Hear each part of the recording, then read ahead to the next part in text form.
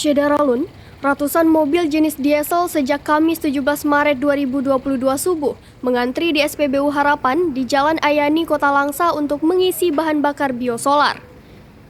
Amatan serambinews.com, antrian panjang mobil jenis dump truck, angkutan penumpang umum maupun mobil pribadi itu menyebabkan kemacetan di sekitar Hotel Kartika dan Min 2 atau Min Pilot Langsa dikarenakan bertepatan dengan waktu jam masuk anak sekolah dan kantor. Personel Satlantas Polres Langsa dan petugas SPBU terpaksa turun ke jalan untuk mengatur arus lalu lintas dan antrian panjang mobil yang hendak mengisi bahan bakar. Salah seorang sopir dump truck bernama Adi mengaku ia sudah mengantri sejak subuh di SPBU Harapan, sedangkan di SPBU lain di Kota Langsa banyak yang kosong persediaan.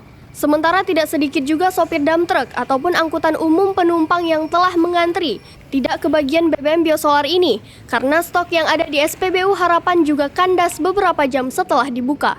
Akibatnya, mobil dump truck pengangkut material bangunan maupun mobil angkutan umum penumpang yang tidak mendapat biosolar tak bisa melakukan aktivitasnya. Dari Langsa, Zubir, Serambi On TV.